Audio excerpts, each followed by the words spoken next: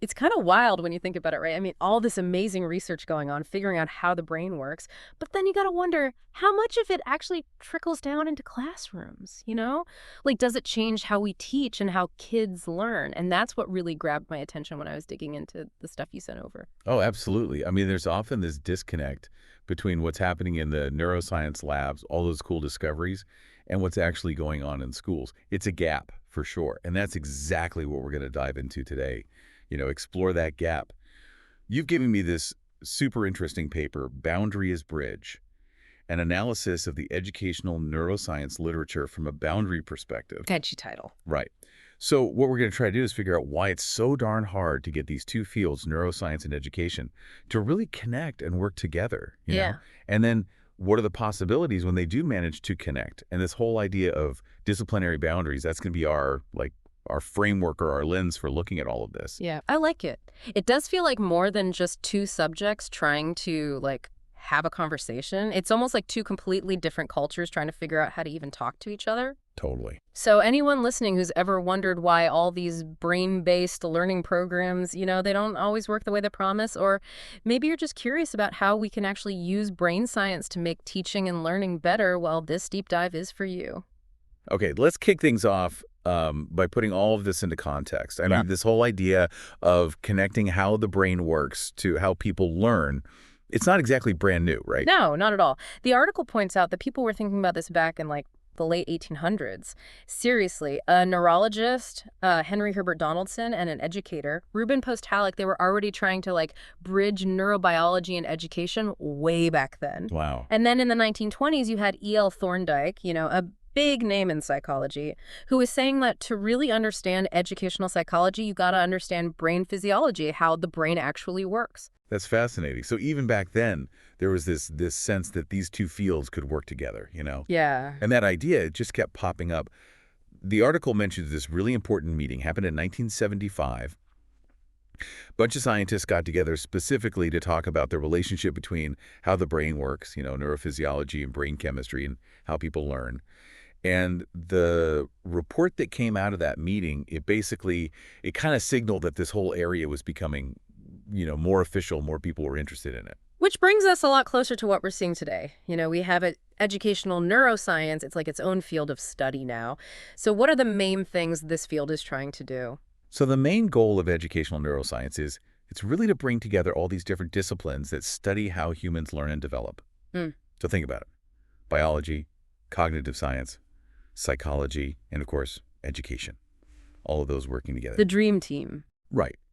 You'll also hear terms like mind, brain, and education, or neuroeducation. They all mean basically the same thing, which is we need to link these traditionally separate fields, get them talking to each other to really understand learning.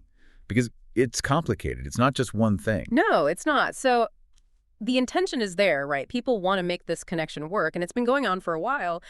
But the article suggests that the impact of neuroscience on education, it hasn't been, like, as big as people hoped. So why is that? What's getting in the way? That's the million-dollar question, isn't it? So there's this idea, you might have heard of it. It was put forward by John Brewer, I think it was back in the 90s, that at that time, connecting neuroscience and education, it was like trying to build a bridge that was, just too far. And even though we've made progress since then, people still talk about this need to bridge the gap to make those connections stronger. Yeah. And one of the biggest problems, in my view, is that we have all these neuromyths floating around. Yeah, these are basically like beliefs about how the brain works that are super common, but they're just not true. And unfortunately, sometimes those myths end up influencing how teachers teach. Okay, so, like, is that thing about, some people being left-brained and some people being right-brained, is that a neuromyth? Yeah. That's a classic one. It's not really supported by solid scientific evidence, There's no left-brained or right-brained learner type. Some other ones, that we only use 10% of our brains, that's another myth. Or this idea of whole brain learning. Those ideas sound cool, and they seem like they make sense, but the science just doesn't back them up. And yet people still believe them, right? So why do you think these myths are so sticky? Well, the article talks about a few reasons for that. One reason is it's just plain complicated, right? You're trying to bring together these like really complex fields, neuroscience, education. Each one has its own language, its own ways of doing things. And then There's often a lack of good communication between neuroscientists and educators. They're not always talking to each other, sharing ideas, and there aren't a lot of opportunities for people in both fields to get training, to learn about the other field. So it's almost like they're speaking different languages. Yeah, exactly. And there's another layer to this. In neuroscience, which is often seen as a hard science, you expect research findings. Like, if you find a certain brain pathway is involved in something, you expect that to be pretty much the same across different people. But in education, which is often considered a soft science, something that works in one classroom with one group of kids, it might not work somewhere else. There are so many variables, so many different factors at play in a classroom. So that's another difference between these fields. They're fundamental assumptions about what counts as knowledge and how you get it. They have different priorities. Okay, so these are some pretty big hurdles, but the article doesn't just focus on the problems, right? It also talks about the value of trying to connect these fields and some, like, signs of progress. Oh, definitely. The potential benefits of getting neuroscience and education to work together, they're huge. And the research does point to some things that seem to be helping. For example, more collaboration between neuroscientists and educators, that's key. Like working together for the very beginning of a research project, not just trying to, tack education onto neuroscience at the end. Right, so not just, hey, we found this cool thing in the brain, now what do we do with it in a classroom? Exactly. And another thing is designing research studies in a way that the findings are actually useful for teachers, like making sure the research questions are relevant to what's happening in schools. So it's got to be practical. Yeah, practical and applicable. So that brings us to this idea of disciplinary boundaries, which the article uses as a framework for understanding all of this. So what is a disciplinary boundary? What are we even talking about? Yeah, break it down for us. Okay, so a boundary, think of it as like a fundamental difference, a cultural difference, between two groups of people. And that difference leads to like a disconnect in how they act or interact. So you have neuroscience, they're focused on the brain, the cells, the chemicals, the mechanisms. And then you have education, they're focused on teaching, on classrooms, on learning environments. So their whole perspectives, their goals, even the language they use, it's different. Okay, and boundary crossing, that's when people from these two different worlds try to, like, step into each other's space and figure things out together. Yeah, that's a great way to put it. And it's not easy, it's not just about sharing research findings. It's about really understanding, like deeply understanding where the other person is coming from, what their priorities are, even how they define basic concepts like learning. Yeah, learning can mean very different things to a neuroscientist and a teacher. Absolutely. So the article talks about this systematic review, which is basically like a really thorough analysis of a bunch of research papers that you and your co-author did a while back. What were some of the key things you found in that review, and how do those connect to this whole boundary issue? Okay, so in that earlier review, we looked at a ton of research articles, and we saw these 7 themes, these ideas popping up over and over.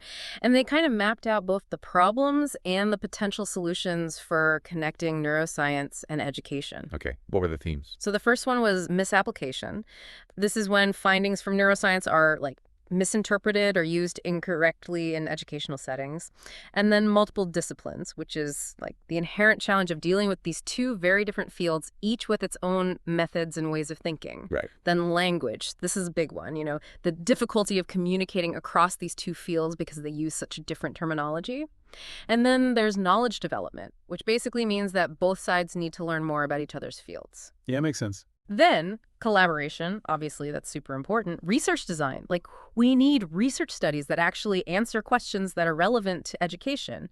And finally, value, which is the recognition that this interdisciplinary effort, it's hard, but it's worth it. That's a great summary. And when you look at those themes through this lens of disciplinary boundaries, it kind of helps you understand why those problems exist, right? Totally. Like, take this example from the article. A neuroscientist discovers that a certain part of the brain, let's call it area X, it lights up when people are doing certain language tasks. So far, so good, right? It's a cool discovery. Right. But then a teacher who doesn't have a deep understanding of neuroscience, they hear about area X and they're like, aha, I'm going to create a whole lesson plan around activating area X in my students.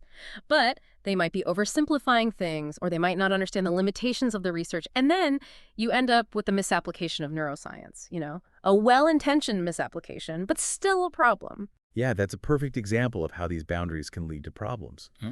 The neuroscientist might not fully grasp the realities of a classroom, and the teacher might misinterpret the neuroscientific findings because of the specialized language. So you have multiple disciplines, knowledge gaps, language barriers, all coming together to create this situation where the neuroscience doesn't translate well into education. And as we said earlier, the solution lies in better collaboration and research that's specifically designed to be useful in educational settings. Exactly.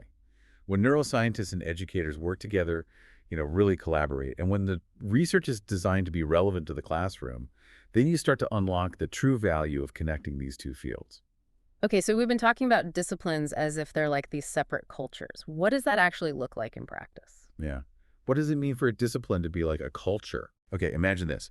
Each academic discipline, like neuroscience, history, sociology, whatever, is like they develop their own set of rules, their own ways of doing things, their own language, even their own way of communicating with each other. So becoming a neuroscientist, it's not just about learning the facts about the brain. It's also about like learning how to think like a neuroscientist, how to talk like a neuroscientist. It's like joining a club, and you got to learn the secret handshake. Exactly. And part of that culture is how they view research, how they decide what's true, what counts as evidence. Some disciplines, the ones that are seen as more theoretical, they might be considered like higher status than the ones that are seen as more practical.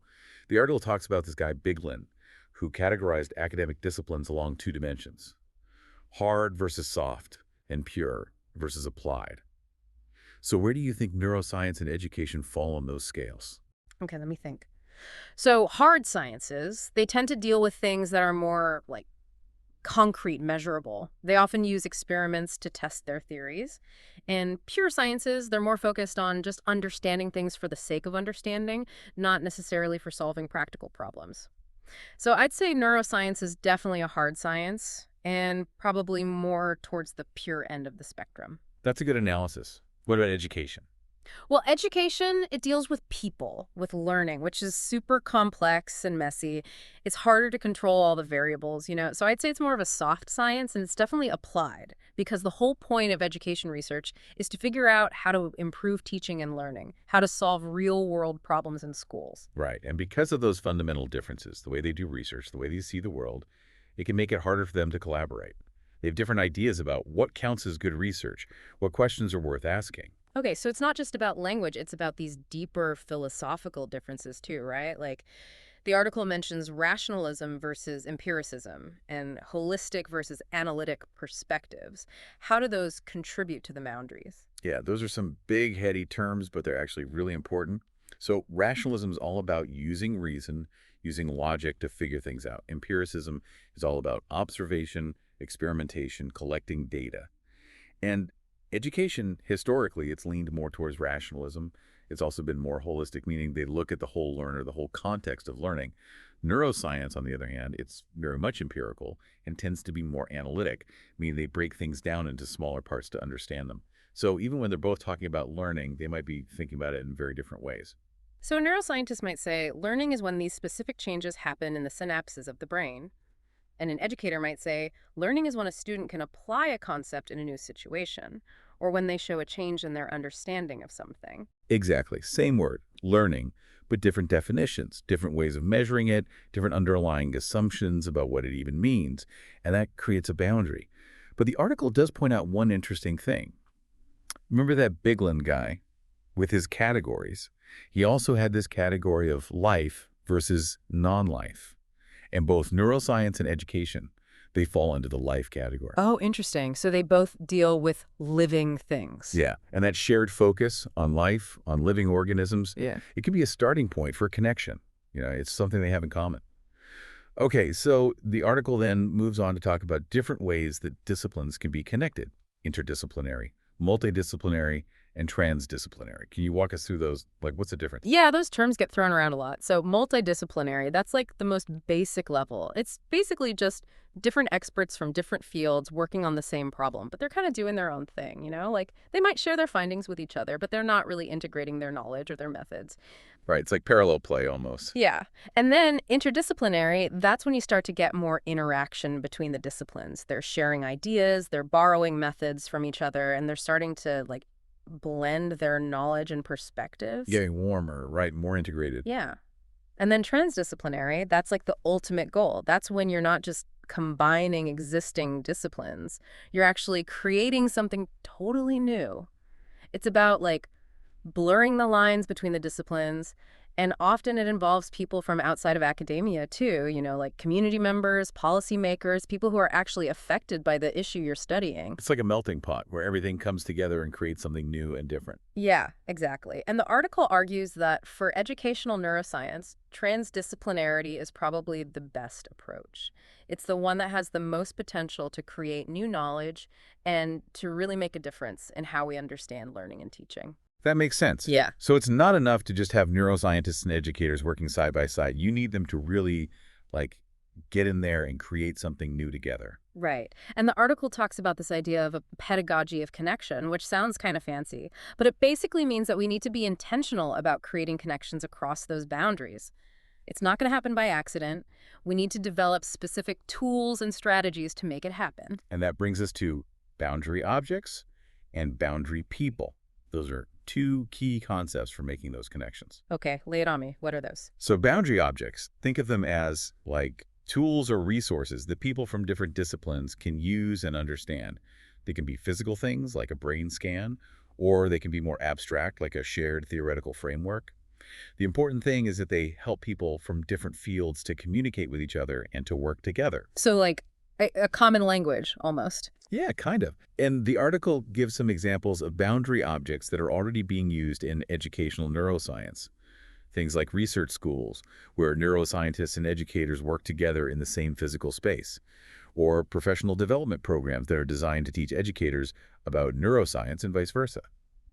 And then there are, like, university courses that integrate neuroscience and education, and conferences where people from both fields come together to share their work. So it's about creating spaces and opportunities for people to interact and learn from each other. Okay, what about boundary people? So boundary people, these are the folks who can actually bridge the gap between the disciplines. They might have training in both neuroscience and education, or they might just be really good at communicating across those fields. Yeah, like they can speak both languages. The translators. Yeah, the translators, the bridge builders. And the research suggests that we need different types of boundary people. Like, we need educational psychologists who understand neuroscience, and we need cognitive neuroscientists who understand education, and we need educators who are comfortable talking about brain science. It sounds like we need a whole new breed of professionals, people who are specifically trained to work at the intersection of these two fields. Exactly. Like, the article mentions neuroeducators, which is a relatively new term, but it's starting to catch on. It's kind of like instead of trying to fit square pegs into round holes, we need to create a new shape altogether, something that can bridge those two worlds. I like that analogy. And the article also talks about this idea that boundaries themselves, they can be places where learning happens. Wait, really? How does that work? So the thinking is that when people from different backgrounds with different perspectives come together, the very act of trying to understand each other, trying to communicate across those differences, that can spark new ideas, new insights. So the challenge itself becomes a learning opportunity. Exactly. It's like the friction creates the spark. And this is especially relevant for educational neuroscience because the whole point is to create new knowledge at the intersection of those two fields. But the article points out that this is a long-term process, right? It's not going to happen overnight. It takes time for those new ideas, that new shared understanding to develop. Definitely. It's a journey, not a destination. Now, here's something really interesting. The article mentions that none of the research papers they reviewed, none of them explicitly used boundary theory as their main framework. Really? But they were talking about boundaries. Yeah, that's the thing. Even though they weren't using the specific language of boundary theory, a lot of them were still using language that hinted at these ideas. You know, like they were talking about bridging the gap, about translating findings, about breaking down silos. So it was like they understood these issues on an intuitive level, even if they weren't naming them explicitly. Interesting. So it's like this idea was already kind of floating around in the field even before people started using the formal language of boundaries. Exactly. And the researchers, when they were analyzing the language used in those articles, they found three main things. First, a lot of the authors were very aware that the boundaries between neuroscience and education, they were real, and they were a problem. Okay. Second, They use a lot of metaphors to talk about those boundaries, Yeah. which I think is fascinating. Like, we've talked about bridges, but they also use metaphors like rivers and paths and silos and even marriage. It's kind of funny. It's like they were trying to grasp this complex relationship through these images, trying to make sense of it. Totally. And the third thing they found was this really strong call for a shared vocabulary. Like, everyone was saying, we need to develop a common language so that we can actually talk to each other. It all comes back to language. It always does. If you can't communicate, you can't collaborate. Okay, so what does all this mean? What can we take away from looking at this research through the lens of boundaries? Well, I think one big takeaway is that this whole idea of connecting neuroscience and education, it's still very much a work in progress. Yeah, it's an evolving relationship. Exactly. And those metaphors, they tell us something. They tell us that people are still trying to figure out how to think about this connection. Hmm? Are we building a bridge? Are we crossing a river? Are we getting married?